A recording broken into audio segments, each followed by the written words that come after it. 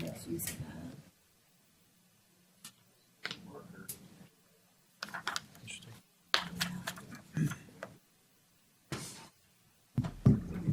I don't know where the cap went.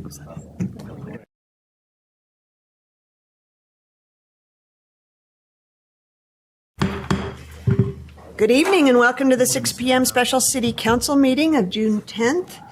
Please note that all council members are present. At this time, I'll turn the time over to Vice Chair Heyer to say the Pledge of Allegiance. Thank you. Anne Marie, All right, we almost if you're able, do that. and repeat the pledge with me. I pledge allegiance to the flag of the United States of America and to the republic for which it stands, one nation, under God, indivisible, with liberty and justice for all. Thank you. Please take a moment of silence with me.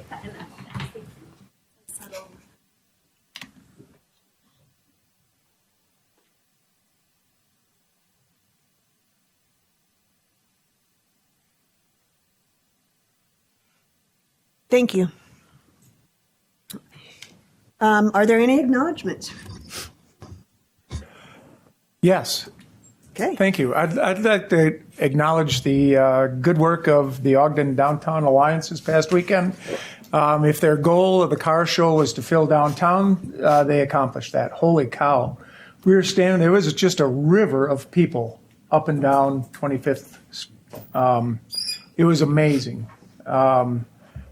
Kim turned to me at one point and said, "This is like we're standing in Times Square."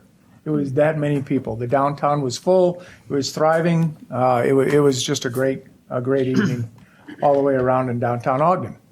Thanks, ODA. Yeah.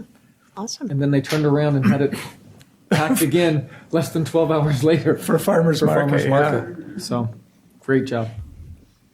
Madam Chair, I'd like to recognize both you and we both had the privilege of attending a PATH program, which is a pathway to citizenship for those that aren't citizen but are on the path to doing that. And all of those people have graduated from our PATH program, which is sponsored generously in our community. And just really exciting to be there and appreciate your part of the presentation. It was a fun night to see their enthusiasm and their excitement about the potential of being U.S. citizens. Yeah, and Diana Lopez did a great job that night. Or I'm sure she did it all the other nights too. But yeah, so thank you for continuing to do that, and thank you for continuing to have that in our budget. And it's important right now. So thanks. All right, any other acknowledgements? Mayor. Thank you. Thanks for the acknowledgement of Diana. She's the treasurer for the city. So is the program, the PATH program. We can certainly support more participants if we had more donors and support for the program, which we'd love to have there. I think that's something that only in Ogden, But I wanted to recognize Chief Matthew for his years of service and his announcement today that he's going to be retiring from service as our fire chief.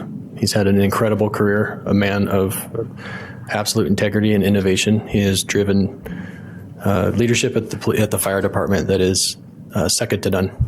And he's well respected across the state and, frankly, the country. He's a highly revered leader in fire service. And it's hard to see a guy like that go.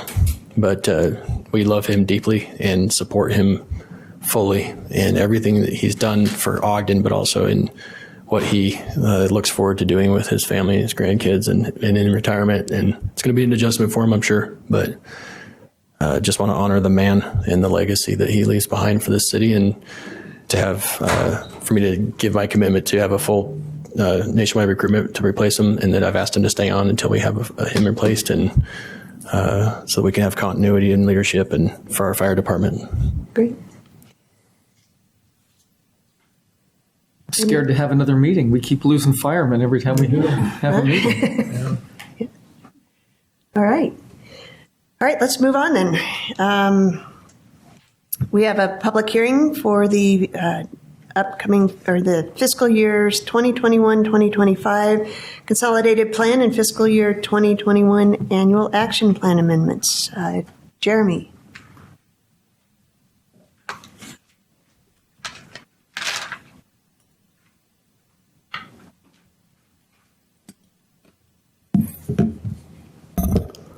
Hello, everyone. Grateful to be here to talk to you today about our 5-year consolidated plan and annual action plan. Just want to clarify, this is not the one that was approved just recently. We're actually going back and looking at the con plan and annual action plan from 2020 to 25. So it's the one we previously have done. The new one that's adopted will begin July 1st. But what we're talking about today is an amendment regarding some. So these are the two things we're amending here, sorry. So there's the con plan and then the amendment to the annual action plan, which was the first year of that con plan period. Specifically, we just to remind you why we're doing this. Anytime we make an amendment to this, to the con plan, it requires citizen participation and outreach. And because if we're making a change and it's not in the con plan, you can't fund it. You can't use HUD funds on it. So we're having to go back and adjust this even for things that may seem simple. So what we're talking about specifically is funds that were received. They're called CDBG CV funds. So these are Community Development Block Grant. CVs is short for the coronavirus. This was a one-time grant that was given to help alleviate, prepare, respond to the COVID-19 pandemic. That was given in that first fiscal year of the previous comp plan. When this was granted to the city, the original objective was to support businesses by providing financial assistance, and that was all to prepare for, prevent, and respond to the COVID-19 pandemic. That was the eligible use that was selected. Since that time, not all those funds have been spent, and there's a substantial amount that was still eligible to be used as we have gotten farther and farther away from the COVID-19 pandemic. The assistance businesses needed was not as much in demand. And so after consulting with our HUD representatives, they recommended that we shift these funds to another use. The proposed new eligible objective that we're now looking at is to move that to improve the safety and appearance of neighborhoods through public improvements, and which would prepare for a future pandemic, and that would be an eligible use as well. So the bottom line with this is those proposed changes are to reallocate grant funds specifically from the micro enterprise and small business loans to public improvements, and it would also modify the goals for that fiscal year. This is the way the budget breaks down. The original CDBG CV budget had $426,197 going towards micro enterprise loans, another $426,197,000 to small business loans, and then $94,710 towards administration costs, for a total of $947,104. The proposed new budget would be the $380,904 of micro enterprise loans that was spent. There would be no more funds going towards the small business loans. That money would be shifted $500,000 to public improvements, and then $66,200 towards administration costs for $947,104. And so this is the schedule of where we've been and where we go from here. We first reviewed this with the CAC on April 30th. There was a city council work session May 6th, about a month ago. Since then, there's been a 30-day public comment period, which ended on June 7th. We're here tonight at the public hearing, June 10th. And then if approved, this would be submitted to HUD tomorrow. So happy to answer any questions at this time. Go ahead. Yeah, sorry, I do have one question, Chairman. I apologize. I forgot to ask this in the work session when we were talking about that meeting with the small business owners. They did mention they were wondering, and when that money is reallocated, could a business apply to do things to their exterior, or is it more for more public spaces? Yeah, so the thing with these funds is they do have to relate back to in preparation to or in result of COVID-19 or a future pandemic. So there's only a limited amount of things that you can actually do with those funds that check that box. So facade improvements would be hard to justify and that type of thing. Most of this would be geared towards some of the eligible uses are like trail improvements to help people have connectivity to outdoor parks, expanding sidewalks where needed, repairing sidewalks that help people get access, and ADA ramps, that type of thing that are eligible uses that HUD has defined as being use those funds. So, Okay, thanks. yep. Any other questions? Okay, thanks. All right. This is a public hearing, so if there's anyone that would like to speak in regards to just those items, please come forward and state your name. And you have I almost said 3 seconds. 3 minutes. Go, start. Sorry. Good evening. My name is Teresa Bramwell. This is my first hearing of this program. I own a commercial property at 25th and Monroe that was, and a home on a commercial lot that was burned by homeless people in 2021. And then my neighbor's property, Topper Bakery, which is also a business, was burned in 2021. Commercial property, both of us in a lot of need, and I've never heard of this program. But it appears that it was loans, which is probably something that a person like me would not apply for. Also, probably a person like Topper Bakery would not apply. You know, we own our properties free and clear, so to take out a new loan on that property is not something that we would be inclined to do. But it appeared from what I saw that this is being transferred from being a loan to individuals or businesses to then just being money that's given from the federal government to Ogden City. Am I understanding that correctly? It's not a loan that Ogden City is taking out from the federal government for those funds. And then the second question I have is if those funds could be used for improvements in the park strips. Like, I know that I have a really messy park strip that's basically used by my neighbors for their snow removal. And it's basically just a blacktop that's probably 50 years old and has cracks and lots of grass that's growing up through it.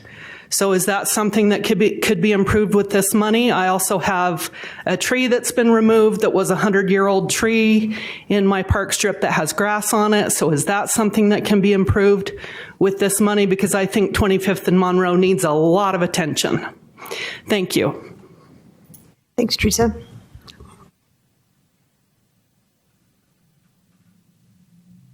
Any other questions? All right. We probably need the answers to those. So, yeah. You want to keep the public hearing open for that? I don't think so. Chair, I'd make a motion that we close public hearing on this item. Second. We have a motion by Vice Chair Heyer, second by Councilmember Ritchie to close the public hearing. This is a voice vote. All in favor? Aye. Any opposed? All right. Jeremy, if you could answer some of those questions, I'll try to, or you are listening, I'm assuming. So the loan, is it a loan? Is it? So that is correct. This was geared towards businesses to take loans out to help their business. And the prerequisite is that they had to be struggling and identify that they were struggling because of COVID, right? So it something had to happen where their business was impacted. We found that this there were a lot of sources out there that were helping businesses. So the reason this wasn't super competitive is because it was a loan. There were other resources that businesses preferred to use. And where it was used a little bit, it wasn't, it was hard money to spend because it had to meet all the CDBG requirements, which are a lot. And it also had that COVID restrictions on top of it. So that was the reason it's there. So does that answers the question about the loan? Is that clear? Yeah, it's pretty specific around. Yeah. And then as far as what it can be used for in the future, I mean, it really always has to be tied back to that preparing for a future pandemic, right? So they give you the list. HUD identifies a list of what it can be. So they specifically look at sidewalk improvements, at trail improvements. They're talking about access to help communities get access to open space, parks, that type of thing. So it's very specific and would say you can't just do any sidewalk. It has to incorporate things like social distancing, right? It had to be at least 6 feet wide and meet some of those requirements. So you can't get away from the preparing for a future pandemic on this. Okay. Any other questions on that? Is that okay? I mean, that answers. And if Okay. Thanks. Teresa has more questions, maybe you can just talk to Jeremy, see if any of that would fit into those. All right. I'm ready for a motion. Chair, I would make a motion then that we adopt proposed resolution 2025-11. Second. We have a motion by Councilmember Ritchie, second by Vice Chair Hyer, to adopt the proposed resolution 2025-11. This is a roll call vote. Councilmember Blair. Aye. Councilmember Chaburka. Aye. Councilmember Graff. Aye. Councilmember Myers. Aye. Councilmember Ritchie. Aye. Vice Chair Hyer. Aye. Chair White. Aye, that passes.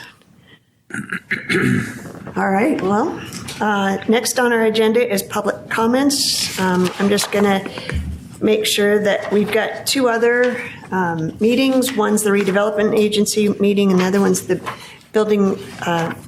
municipal building authority. Neither one of those will have public comment, so this is the only time for public comment tonight. This is an opportunity to address the council or regarding concerns of any ideas. Please, if you have questions, please come up, state your name. You have 3 minutes.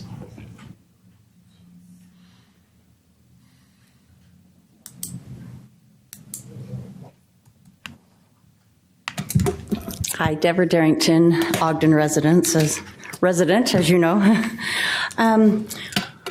My concern today is with our housing in a real general scope, and I'm going to throw a few ideas out there and concerns. One concern that I do have right now is the apartment that we have just a couple of doors down that used to be Waterfall Canyon, and first giving accolades to those who run Waterfall Canyon, the most immaculate properties in Ogden. They just really have taken great pride. And I found when I first moved to Ogden, I could point out a Waterfall Canyon property just by driving by it. I didn't need any signage to know that's where it was. My concern in a broad spectrum is the property that is 2 doors to the north of me was for sale, and I had the opportunity to buy it. However, because of other things that I had gone through in the past couple of years with red tape and just what seemed to be a bureaucracy that didn't make any sense to me, I came back from my developing projects in upstate New York and was pretty much ready to just pull out of Ogden, so I didn't even look at the property. And then I'm kicking myself in hindsight because it was a great opportunity to purchase not only a great investment, but I find myself to be a better landlord than what I'm finding there. One of the gentlemen that worked for me, the people who own that building now also own the building that he lives in. And so firsthand, he said that for over 2 years, he has been trying to get the HVAC system, which has never worked, fixed in his house. He said there are no background checks that are done. And I won't go into that story any further because of lack of time. But my concern is that we have a lot of properties here in Ogden that have been purchased by people who are not residents. And so they don't see the problem, they don't care about the problem. And those of us who live in the city and try to make worthwhile, meaningful, impactful investments in the area to provide affordable housing and go through the Good Landlord program and try to better the community that we live in are struggling. What I found is when I try to pull a permit, sometimes I run into a lot of red tape that's unnecessary that doesn't resolve the issue. And from what I've found from the gentleman that works for me, the others don't even bother to do repairs. So they're not pulling permits. They're not going through the hassle of that. My last 20 seconds I'm going to use in one of the concerns that I have with our affordable homes that could be purchased. Many of those have been bought up by out-of-state investors. They've been turned into low-income housing. And so those people that would want to come into this area, purchase those homes, and live in this area are not able to. So I don't know if we're able to give me 3 seconds. I don't know if we are able to put implications legally that people need to go through a Good Landlord program or a background check or something, but we've got to get some sort of grasp on our community and its citizens. Thank you. Thanks.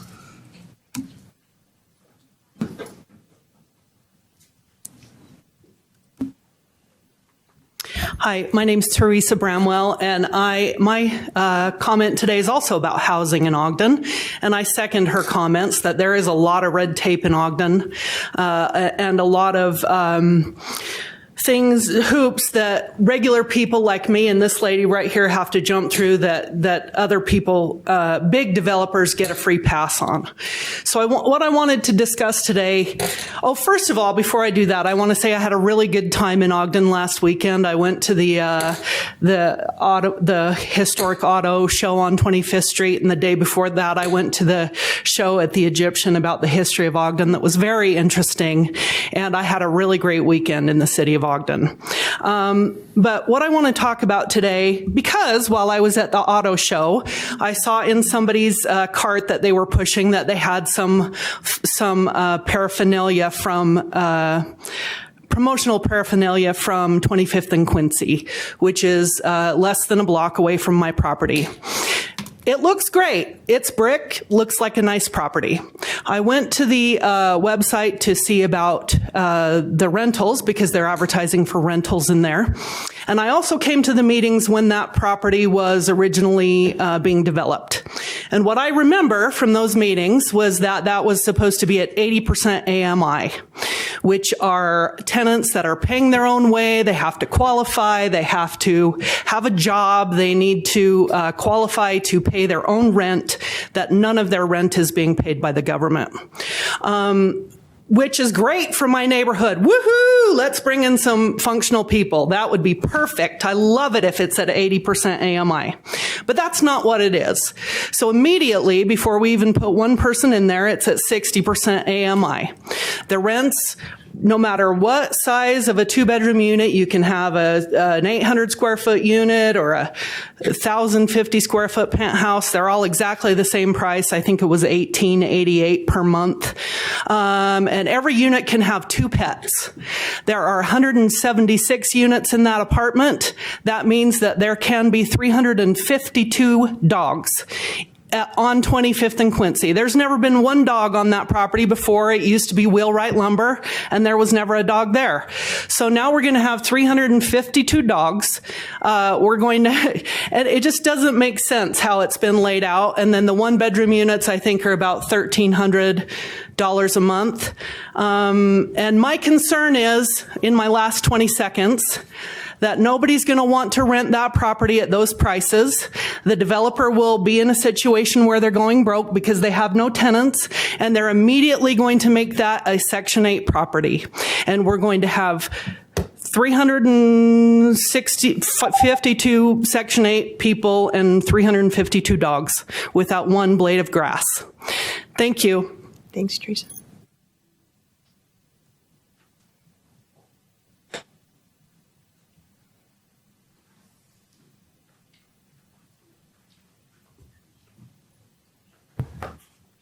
Hello. My name's Holly. This is my friend Tracy. We are some of those Section 8 people. We don't appreciate those comments. We're functional. We just haven't had some struggles in our life. Right now, our biggest struggle is the Lantern House. It is filthy. It is infested with bugs. We have chose to start sleeping on the street instead of going there at night because it is so bad. They treat everybody bad. They throw their things away. We can't afford to keep buying new clothes and stuff because they're throwing ours away. We have to carry them everywhere with us. How do we do that? Now they're saying we cannot be on the property all day long as if we're going for meals. There's old people there with walkers that can't hardly walk. There's a lady there with an 8-year-old autistic daughter that can't hardly walk. And they want us off the property. This isn't right. We need to do something about this. Okay. Got anything to add? Still have 2 more minutes. She has seizures, and we were roommates up in a program room where I can help with their seizures at night. And they're not letting us have that program room anymore because we took some contraband up there, a little snack. And it's not right. The new person that's taken over there, she is out to hurt us instead of help us. Our caseworker told me personally that it's their job to build us up, and they're bringing us down to where we are not going to succeed. Something needs to be done about the Lantern House. Because of the fact that I have seizures, I was told that nobody there can help me. I'm on the floor shaking. Nobody can touch me. Nobody can help me. I've got Holly and I have my fiance.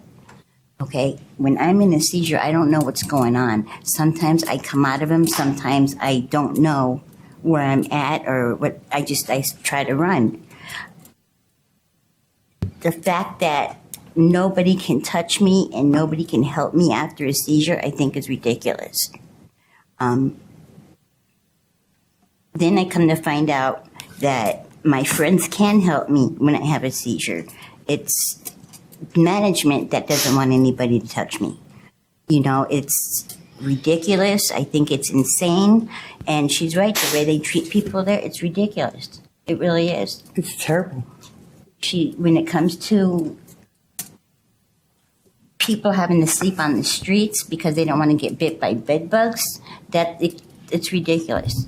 It is. Something needs to be done about it. I was told by a very reliable source that they had a work order in to take care of the bug problem down there. It's not just bed bugs. They've got scabies, lice, and Body stuff. lice. But that work order was canceled. Why was that canceled? Are we not important enough to take care of the bug problem so we're not getting eaten alive? It's bad. Thank you very much for your comments. Thank you.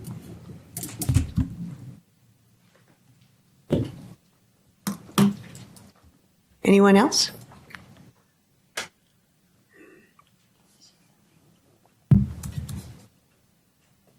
Hello. My name is Noreen Jordan. I'm an Ogden resident. Hold on. Noreen, just a minute. I'm sorry. No, it's just, we have to do a microphone for people online. Hello, my name is Noreen Jordan. I'm also here about the Lantern House. I stopped by that last night. The girl that thinks she's in charge is throwing their insulin away and their belongings. So I think it's time to shut them down. If they cannot find empathy, it's horrible. I actually had to stay there for 4 months. I was treated really wrong. So they are legally required to have a safe for medicine. What they do, they threw everyone's medicine together in this drawer. It's actually a federal offense. So there's also being drug use on the property, violence in front of children. I'm sorry. It frustrates me. So I'm not sure if you guys can do anything about the treatment of the lower income people. I would appreciate a little assistance. Thank you. Thank you, Noreen. Have a good day.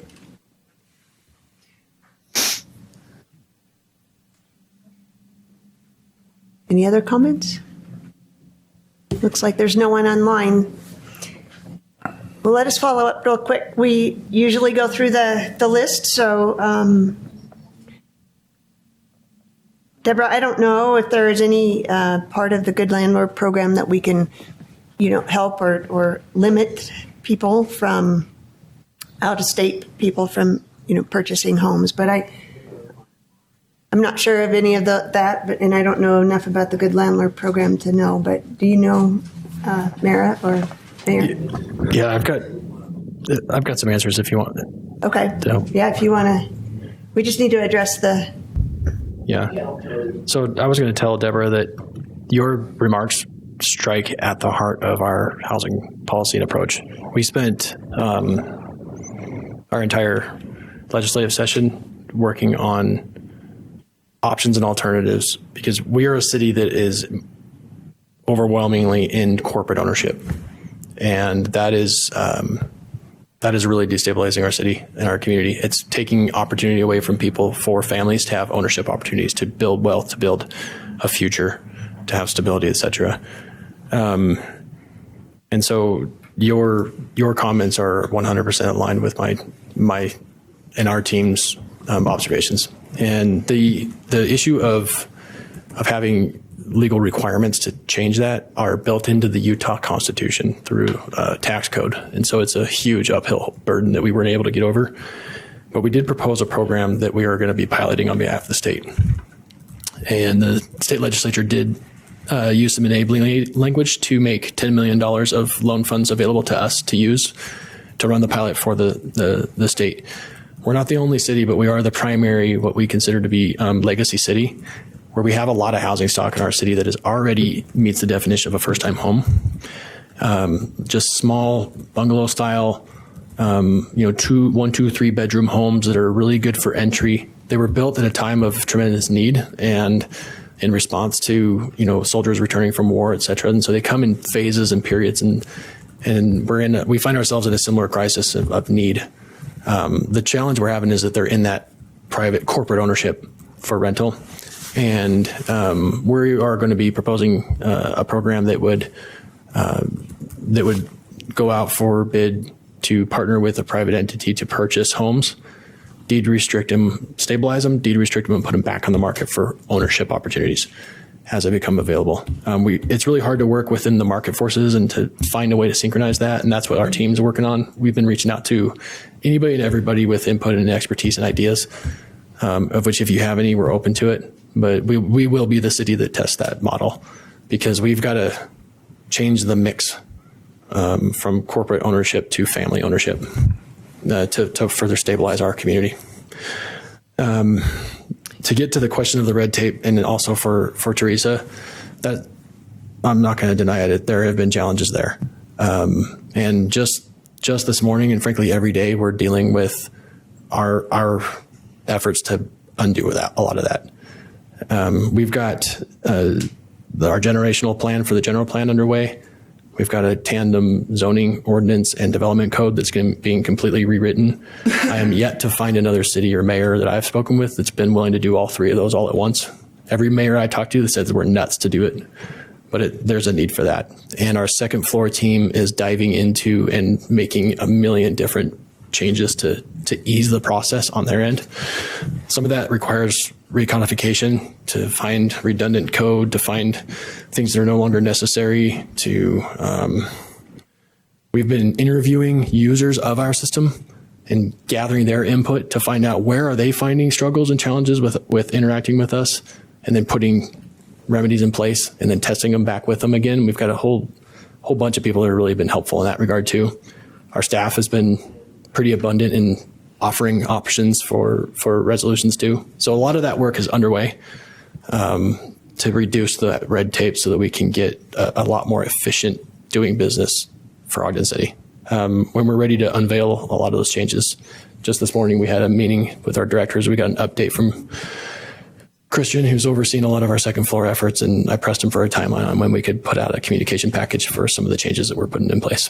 So that's a big effort underway in the background that just wanted to assure you we're working hard on. It's a big priority for me. Has been since I started. Did you already start answering the LIHTC question, Chair? We haven't, I know that 25th and Quincy is a LIHTC. Yeah. I don't remember it. I don't remember the discussion around 80%. I do remember the discussion around, LIHTC and how that works. But I just had a discussion today where someone said the new 60 or 65% AMI. That's now because of the cost of living. That's teachers, firefighters, police officers, public employees. That's the kind of people that are taking up residence in these homes, that are needing the assistance through the LIHTC program. Things have changed dramatically on the price to get into housing, as you're fully aware. But I don't anticipate a lot of vacancy in that housing. There's so much demand. That's what we continue to hear, especially for seniors. Anything that is targeted and built specifically for seniors has even higher demand. There's more and more need. If not for projects like that, we would be dealing with a crisis in our community. But I am very mindful of the balance of how much and of what type. Getting back to Deborah's comment around ownership and corporate ownership, we have to have all types of ownership or of housing, including a lantern house and a shelter that provides the services that we need. I wanted to say that nobody needs to apologize for sharing their experience with us. I want to reinforce that we don't own the shelter and we don't run the shelter, but we do have a strong partnership there and influence. And we've been working really closely with the Lantern House to help with our grant funding to fill the vacancies and voids that are happening through the philanthropic community. Revenues are down. They're shorthanded. They're having a hard time keeping up with the demands and the cleanups and et cetera. And so temporary shutdowns are happening, and we're trying to step in with more funding to help fill those gaps. Tomorrow we'll be submitting our application to the state for our homeless mitigation fund grant. Each year we've included additional funding to help with the staffing, to help with the cleaning, to help keep the doors open. And we're working on some short-term resolutions too to make sure that we can open the doors as fast as possible. And we're urging on that side every day. We're also going to be, we've heard really good input from our medical advocate. We're the first again of anybody that we're aware of that has done that. That was a brainchild of, kind of started and spawned from our police department, but also from Chief Matthew and discussions with Deputy Chief Slater. We've put a homeless medical advocate in the home, and she is not enough. One is not enough is what we've heard loud and clear. So we'll be proposing another one as well, in addition to a mobile clinic, like an ambulance/clinic, a place where our medical advocates can give services within that setting that are private and clean and reliable. And all the work that we do there, we feel like we can make sure that we're not burdening our local hospitals and emergency rooms with services that we feel like we can get ahead of and help people with in real time. So we're hearing the feedback that you're sharing today, and those are some of the answers we're putting into place. We hope there'll be immediate relief to get doors back opened up and get the place cleaned up. And we're also working toward long-term relief to have grant funds that provide stable services and support. So we're using our influence the best we can to get those doors open and to provide as much help as we can. Great. And do we still have somebody sitting on the Lantern House Correct. board? Yeah, Mayor's. Oh, I'm on the local. Almost. Yeah. Oh, that's right. Yeah. Sorry. Yeah, Councilmember Chaburk is on the Lantern House board, and Yeah, you are, right? Yeah. and Chief Administrative Officer Mayor Brown is on the local homeless council, coordinating council, on behalf of the administration. All right. Thank you, everyone, for your comments. Comments from the mayor, other than... None at this time. Okay, Thanks. Thanks. Comments from council members? I have a quick comment. Thank you. I just want to say how much I appreciate the administration doing that with those mitigation funds and all those efforts there, because it is a crisis, as you know. And I really appreciate these folks for coming that have experience living at the Lantern House. And I'll definitely take your concerns back. There's not much I can do as one board member. There might be, legal things that people are trying to follow or different kinds of rules, but I'll definitely take your comments back because I appreciate you coming. Thank you. Thanks. Any other comments? All right. Motion to adjourn. Motion to adjourn. Second. Motion by Vice Chair Heyer, second by Councilmember Myers to adjourn. This is a voice vote. All in favor? Aye. Any opposed? All right. I'm going to oppose one time just so you I know. I know, I don't even know why I say that, but.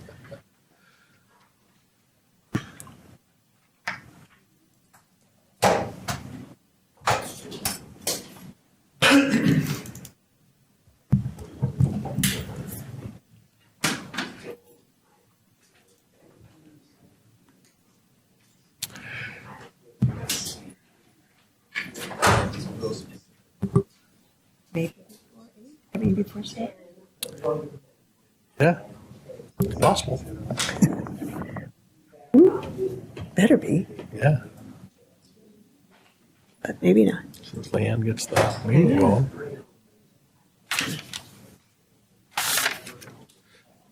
All right. Trapped. Need a bigger hammer. I know. A fawn's kick or something.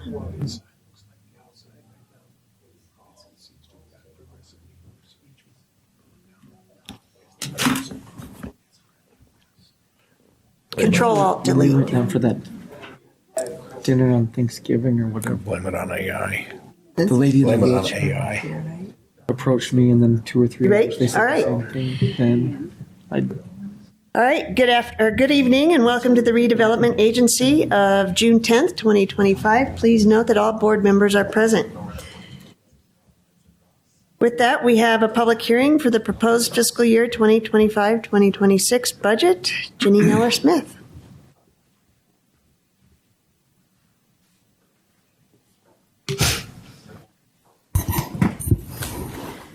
Thank you, council members, board members.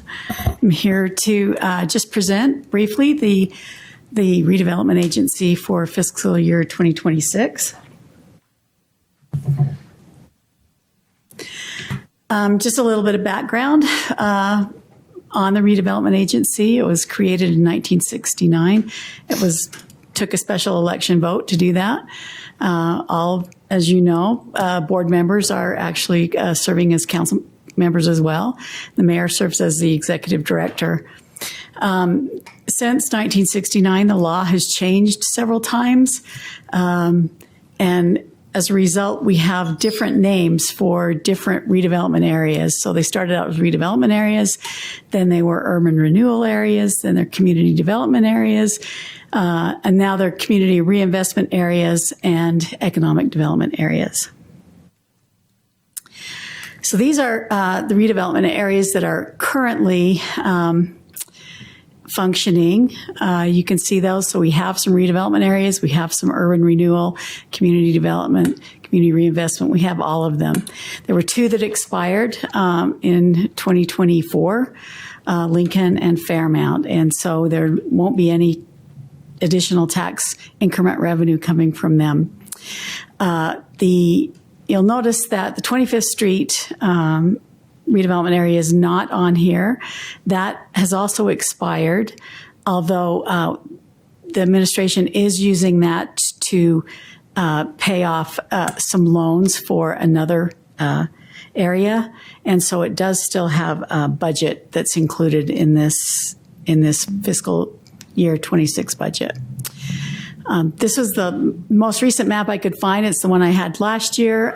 So you'll see all of the areas where they're located. And like I mentioned, Lincoln and Fairmount have expired.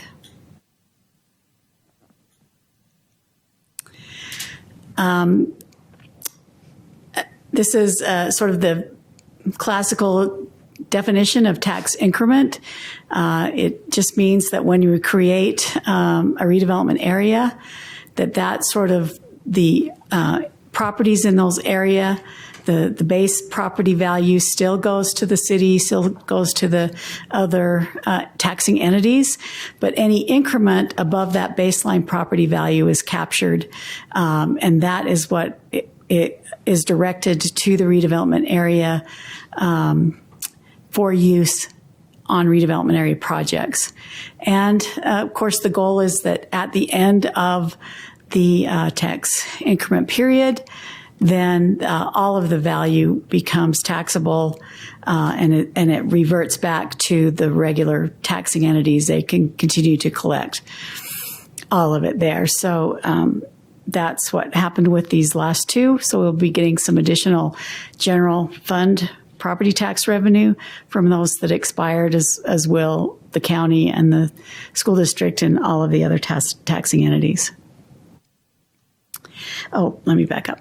So the sources of project area funding come from the tax increment, but the city also directs some BDO lease revenue there. There's sometimes interfund transfers from one redevelopment area to the other, or from loans from the city to the RDA, and interagency transfers as well. And then so there's always some interest income that comes from that tax increment that's in these areas. So this is the year-over-year budget comparison. Change over 2025 is down 3.4 million, or almost 17%. That's the change in the budget from last year. And here you can see the change over last year as well for the areas. You can see Fairmount and Lincoln are zeroed out for this year.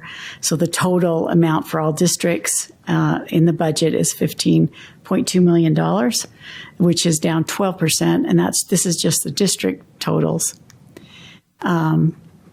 We do are proposing to use some BDO lease revenue in the RDA. There's $250,000 for debt service, Union Station land purchase, interfund loan, which I mentioned before, and also the debt service on the Wonder Block and St. Anne's properties. So that is the budget for this year, and happy to answer any questions, or I'm sure Justin Sorensen would also be willing to answer any that I can't.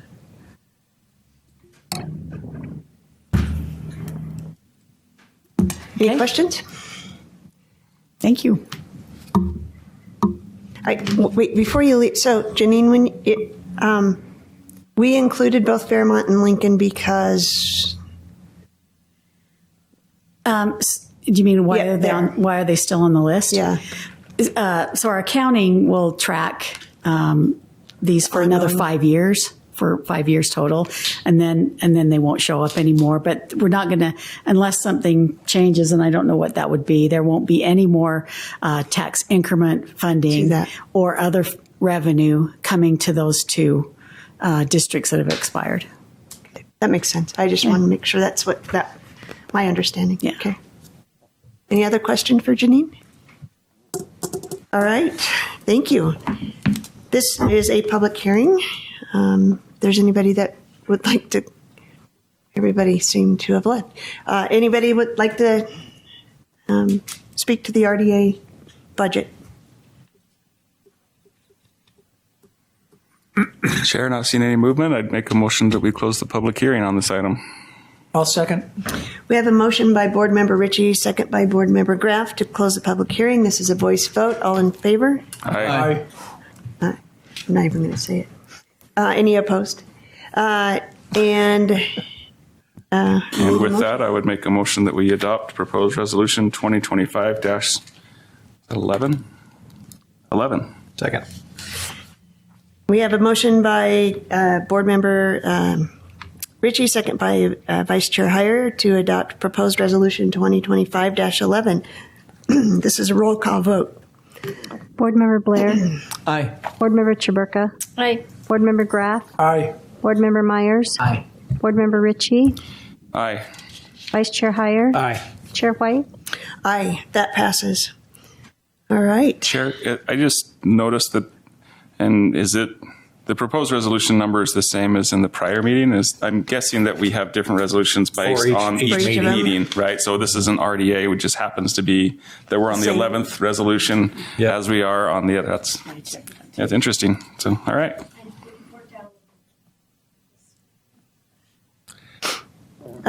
Wow. Yeah, comments from the I've made that yeah observation once before too. So comments from the executive director. Nothing else to add. Thank you. All right. Any comments from board members?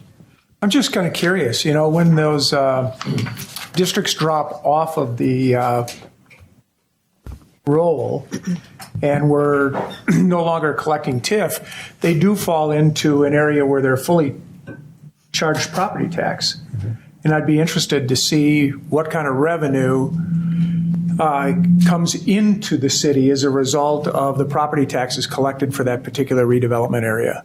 So I wonder if we might call on CED for a number. That's part of our annual report for the RDA update, is we detail each RDA and district and CRA and URA and the various names, and we call out specifically how much revenue has been generated and valuation for each district.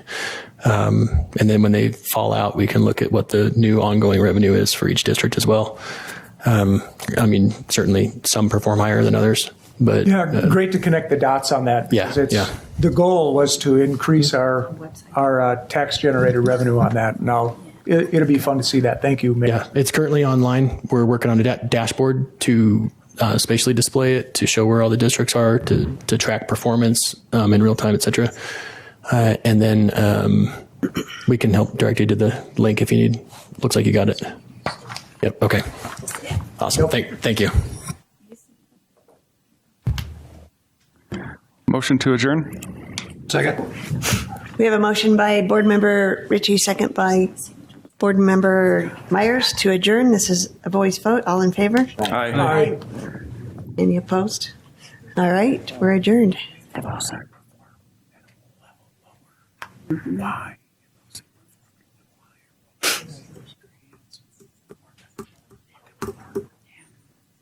It's going to be nip and tuck. That's how fast Steve talks. Yeah. Well, there's like 2 line items. Yeah. Although he's.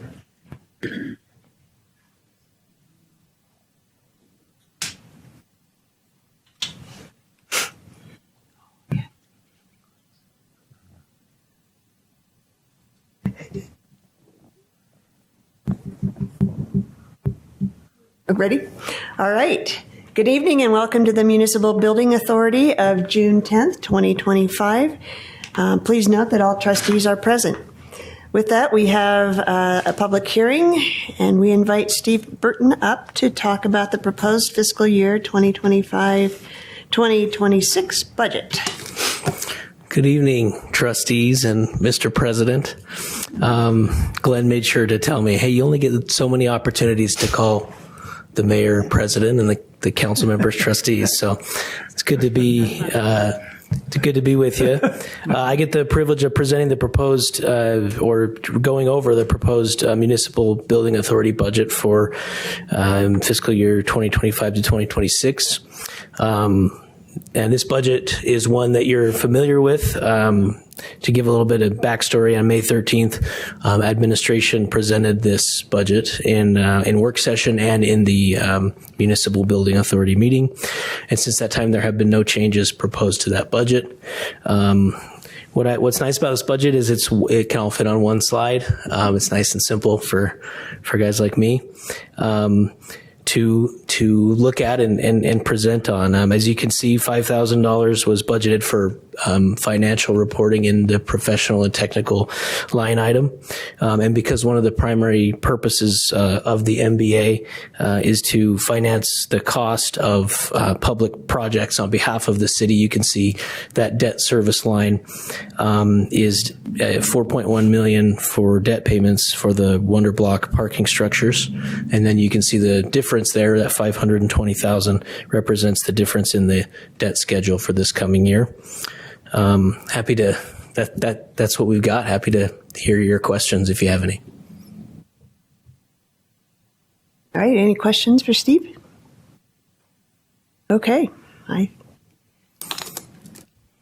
This too is a public hearing. If there's anyone that would like to speak on this, please come up and state your name in 3 minutes. Form a line. Chair, I'm not seeing any. Oh, there is a hand. Never mind. I will. All right. Pause. All right. We'll go to Heath Sato online. Hey, Heath Sato, Ogden resident. I'm getting feedback. Let me try to do this. I was just wondering in regards to, we were talking about servicing the debt on the parking. Have we worked out how we're doing that, if we're going to have the paid parking or what? That's it. All right, thank you. Chair, now that I think we've exhausted the public comment, I'd make a motion that we close the public hearing on this item. Second. We have a motion by Vice Chair Heyer, second by Trustee Blair to close the public hearing. This is a voice vote. All in favor? Aye. All right. Any opposed? With that, let's have that question answered. We've asked that a few times to the mayor and administration, but I turn the time over to the mayor to give us a timeline on when we're going to start to see servicing of that debt, or paid parking to service that debt. The answer is yes, we're going to have paid parking. It's become clear that we've got to do something to manage parking out there. The demand has just gone through the roof. Councilmember Graff mentioned the sea of visitors to our downtown. These are great problems to have, right? But we are limited in parking, especially in the return to work order that happened with the federal workforce. That put an immediate pinch on it. We started to see private property owners taking actions on their own property to preserve and charge for their own parking. That's added pressures. And so we will be implementing a managed parking system. I don't have exact timelines tonight, but I do anticipate this fall that we would be live to some degree. But I still do anticipate there being a period of free try-on of becoming acquainted with the system, of learning the ins and outs before there's any charging or enforcement, et cetera, around it. We want to make sure we're putting it in place in a way that ensures as much success as possible early on, so that we can make sure that we've got a system that works for people. But we are working really hard with a stakeholder group to get input, and as well as input outside of that group too, with business owners. And we'll be preparing a public engagement process to be kind of tandem with what you guys do for public input as well. So when that's ready and we're clear on what the timelines will be, we'll be sure to communicate them, not just with the council, but with the public as well. I just don't want to get anything wrong and then not deliver on dates that I might promise today. But generally, I will say that this fall we can expect to see some changes. I know there's several business owners that are very worried, and so making sure that we probably get that done sooner rather than later would be really important. So business owners, so we don't have people leaving downtown, and yet also to make sure that we're that's a pretty hefty price tag for us to not have the reason or the way to pay that back. So I think it also may be good to point out that we anticipated a ramp-up period, albeit not maybe this long. And so money was set aside in advance to address that. And that's probably these monies. I'd have to go back and look specifically, but anyway, I agree. We need to get that going because all the projections and everything, I think we're going to have those rerun, but anticipated that coming online already. So. All right. Ready for motion? Yep. Chair, I'd make a motion then that we adopt proposed resolution 2025-3. Second. We have a motion by Vice Chair Heyer, second by Trustee Graff to adopt proposed resolution 2025-3. This is a roll call vote. Trustee Blair. Aye. Trustee Chaburka. Aye. Trustee Graff. Aye. Trustee Myers. Aye. Trustee Ritchie. Aye. Vice Chair Heyer. Aye. Chair White. Aye, that passes. All right, comments from the president. None at this time. Thank you. Wise words. Comments from trustees. I have a quick comment. I just want to thank the administration for holding those small group discussions. I was able to attend again this week after not being there, but having read the minutes of those discussions. And I think it's been a really good process. It's complicated, because there are some people that I definitely said I would represent here that just don't believe we should have paid parking, which we've heard in many situations, and they wish there was a better solution.